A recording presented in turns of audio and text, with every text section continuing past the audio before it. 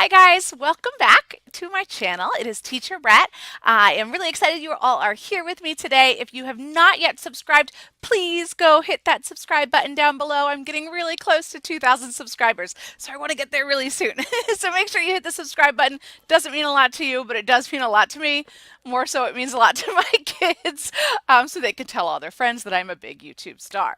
Not really. Okay, so today I want to talk to you guys who are in the application process or you are trying to get certified for a new level. We are going to be going over the level 3 certification center lesson. There are 2 lessons for level 3 in the certification center. There is letter P and letter X. You want to be prepared for both of them. When you go in, your mock mentor is going to choose which of those lessons you do. So you're not necessarily going to know which one it is ahead of time. So prepare for both of them. Be ready for both of them. So in this video, we are going to talk about letter P. Make sure you head on over to my letter X video as well, so that you're prepared for both of those lessons. If you have not yet watched one of my videos on how to prepare your classroom and great interview tips, the ESL strategies they're looking for, I'm going to link that below. You want to make sure that you head over there and take a look at that as well, because some of your points are going to be based off of that. So you want to make sure that your setup is all on point, that you have a headset, that your camera is a good angle, all that kind of stuff, so you can get as many points as possible and pass that certification center level.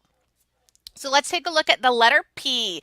If you have your PowerPoint, your PDF there, you can follow along with me. I'm not going to show the slides on the screen here today. If you're one of my referrals, you can get the video that shows more. But for our YouTube video, we're going to go through each of those slides. So follow along with me if you have that, that lesson. So let's take a look at letter P. First page you're going to see is the lesson objectives. You won't have to do anything with this in the mock class, but you do want to be aware of these lesson objectives. They are very important. You want to make sure you're hitting them throughout the lesson. So the target sentences for the letter P lesson is, what sound does boop start with, and boop starts with boop. You want to make sure you are asking that question just the way it is worded. What sound does pig start with? Pig starts with P. You want to make sure the student is giving you that exact sentence response. This is important. You don't want to change it up. You know, what letter does, or what does pig start with, what letter sound? No, you want those target sentences to be exact. The vocabulary the student is learning is pig, panda, pepper. You want that student saying those 3 words as much as possible throughout that lesson, and you want to pay attention to that pronunciation. And the phonic sounds that we are looking at in this lesson are the P sound. We're going to talk about that, both the letter name and the sound, as well as the AP sound when we're blending. So let's jump into that opening slide. It is the introduction. You're going to see letter P. On this slide, what you want to make sure you do is, number 1, introduce yourself. Hi, my name is Brett. You want to get the student's name. What is your name? Something like that. You could have a little name tag that you hold up, any kind of visual you can give them for what is your name. You want them to give you a complete sentence back. So if they say, Yo-Yo, Sandy, whatever it might be, you want them saying the full sentence. My name is Yo-Yo. So if they do not give you the full sentence, stop. Oh, my name is Yo-Yo. And get them to repeat that full sentence back for you. You want to ask some other rapport building question. How are you is a good one, or how old are you? Whichever question you ask, again, you maybe some kind of a prop, maybe some kind of a visual aid, you know, how old are you? Give them something and try and get an answer out of them. If they don't know, if they're being quiet, give them that sentence to repeat. My name is so-so. I am 5. You know, get that sentence back from them. We want them speaking in full sentences as much as possible. Next slide is going to be your reward system slide. You want to have some kind of reward system for the student. I suggest you be creative. There is the tooth reward system in here. You do not have to use that one. Try and be creative. If you are one of my referrals, I have a prop pack for you that does have some reward ideas that might go along with the lesson, but try and be creative with some kind of a reward. The reward is it's called a secondary reward system, and it's something that we're giving the students to motivate them throughout the class. So every few slides, you're going to give them a reward. You want something that is physical, that can be seen, that is countable. You don't want to just say like, yay, and be done with it. You want some kind of a reward. Let me see what I have in my stash over here. So a couple of rewards that I have is just this one on making a sandwich. So every couple of slides, I'll pull out another piece of the sandwich. We'll make a sandwich. Here's one that goes on my magnet board, and it is different musical instruments. So we'll pull one out. This is kind of for my older students, but you get the idea. It's going to be something that's countable, something that's physical, something you can pull out and use. If you are able to put it in your background, that is also really great as well. So you want to really simply and briefly explain this reward system. Okay, not a lot of words here.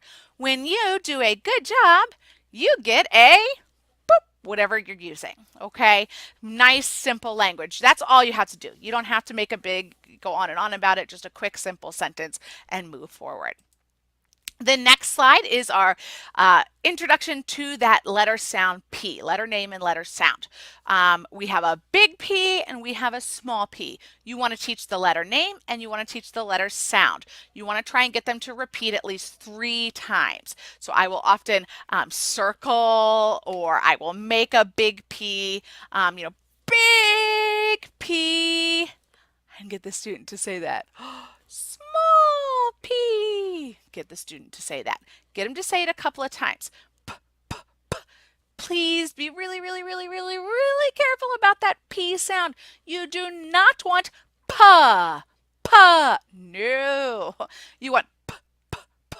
Okay? So be really careful about those synthetic phonics sounds. If you're not sure about your synthetic phonics, check out one of those videos. Lots of great videos on YouTube about the synthetic phonics. So you want that nice, crisp, clean sound. Get them to repeat it again 3 times. You can do fun voices. I usually have them do it loud. Big P. Big P. Big P. Make it fun for them, but get them to repeat several times. Again, think about your props. Either do TPR right here, big P, small p, or have a P flashcard that you can pull out, anything like that, a whiteboard. Think about your props, think about your TPR always throughout. Next slide, you're getting the student to trace the P sound. Now, do not let them get away with not talking on this slide. You want them to be saying the letter name and saying the sound as you go. So as you are having them trace, have them say, p, p, p, p, p, or big P, p, small p, p. Get them to talk, get them to repeat after you while they are doing that tracing. You might need to model here first. So show them. Go ahead and you do the first one and have them copy you. Show your mouse so that they know, or have some kind of a prop that says draw so they know they're supposed to be doing it. You could pull out a whiteboard and show them on the whiteboard, but model for them that you're wanting them to trace the letters here. Next slide is on the panda. So cute. Cute little panda. Okay. So we have the panda. Again, you want them repeating that vocabulary word 3 times. Make it fun. Don't make it boring. Panda, panda, panda. No kid wants to do that. Make it fun. Panda! Panda, whatever you want to do, but have them repeat it 3 times as you're going through there. And then remember those target sentences. After you have them repeat the vocabulary 3 times, after you have shown them some sort of prop or some sort of TPR for panda, you want the sentence. What sound does panda start with? They're probably not going to get it right off the bat and just say, oh, panda starts with P. They're probably not going to do that. So you're probably going to have them repeat. Panda starts with P. Get them to repeat that. Sometimes a puppet is really helpful here because you can show it's a conversation. What sound does panda start with? Panda starts with P. So that is good to show a conversation if you're trying to help them understand that it's a back and forth, especially if they repeat, what sound does panda start with? Instead of giving you the sentence. You're going to do the same thing for pepper and the same thing for pig. Have them repeat 3 times. Go over that target sentence and answer. Make sure you have some props or a TPR for each of these. I would recommend kind of changing it up. So maybe you have a prop for one, a TPR for the other, but you definitely want a props or TPR for each of those key vocabulary words.